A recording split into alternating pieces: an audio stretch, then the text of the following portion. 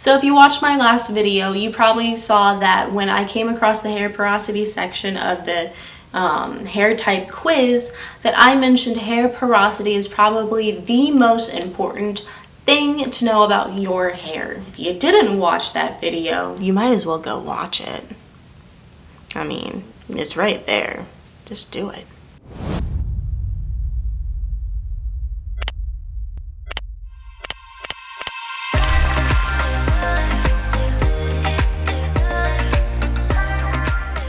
So what is hair porosity? That is something I absolutely had no idea until probably about a year ago. And I quickly found out that in the curl community, it is probably the most important thing you need to know about your hair, because it determines basically what hair products you should use and ones that you probably should avoid. So hair porosity is the ability for your hair to absorb moisture. And there are 3 types of hair porosity.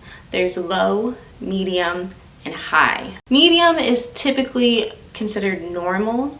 So if you have normal hair porosity, that means your hair is absorbing the right amount of moisture and keeping it, which is great. That's wonderful. Good for you. So then what is low hair porosity and what is high hair porosity? So there's some signs that come with low hair porosity. You get a lot of product buildup. Your hair takes a long time to fully get wet when you're in the shower, and your hair takes forever to dry. Your hair might look a little bit like this.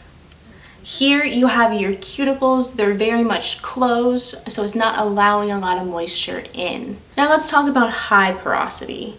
So high porosity, your hair is probably a little bit more frizzy and it absorbs water very well, but it loses water very fast. And also, if you have a lot of damaged hair from chemical treatment or a lot of usage of heat products, it could lead to high hair porosity. And it might look a little bit like this.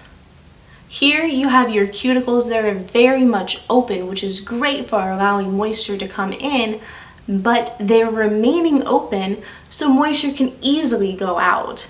So you lose all that moisture that you just gained. So now you're wondering, how do I know what hair porosity I have? The first one is what I like to call the cup test. This is where you take a piece of your hair and you put it in a cup of water. Make sure the water is around room temperature, not too cold, not too hot, and let it sit there for a few minutes to see if your hair decides to sink a little bit or if it's going to remain at the top. This entire time, I've had a cup of water right here. So in this cup of water, you might be able to see my hair. My hair is very thin, so I'll probably zoom in later. If your hair sits at the top of the water, that means it's not absorbing the water, obviously. That means you have low hair porosity. But if it floats around the middle, that means your hair probably has normal hair porosity because it's able to absorb the water, but not so much of it, so it's able to maintain its moisture. But if it sinks all the way down to the bottom, that means you probably have high porosity because it just completely sucked in all the water that's around it, but because it's in a cup of water, it's not going to get rid of the water, so it's just going to sink down to the bottom. Now, some people find this test to be a little bit inaccurate because our hair has natural oils. And as you know, oil is just going to float to the top of water. I would suggest when you're shampooing in the shower to take a little piece of your hair and set it off to the side and later put it in the cup. That way your hair is as clean as it can be from all your natural oils, and maybe the test might work a little bit better for you. Now, the second test is the spray bottle test. Here, you're going to take your spray bottle and just spray a little section of your hair. If the water sits on top of your hair and creates like little beads, little diamonds, that means it's not being absorbed and you have low hair porosity. But if it just sucks in all that water, then you might have normal or high hair porosity. So let's find out. Alright, so I'm gonna spray water on my hair and let's see what happens.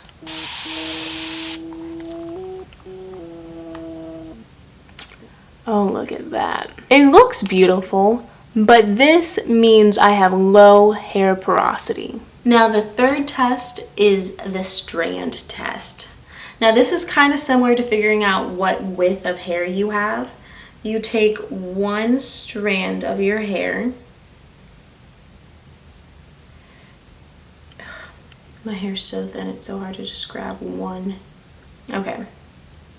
You take one strand of hair and you rub your finger up. Now, if you feel any ridges, then you might have high hair porosity because your cuticles are open and you can feel it, supposedly.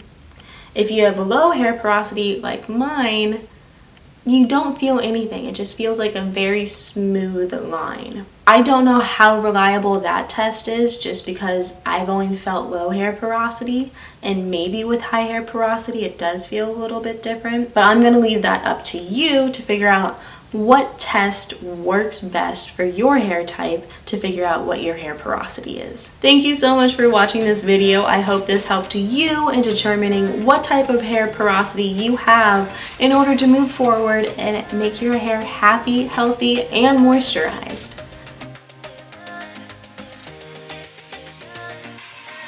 Now there's a lot of something. It's just gonna float at the top, and if it's around the middle, let me do that again. But if it floats around the medium side, let me know. I might make a video on it. Yep. All right, bye.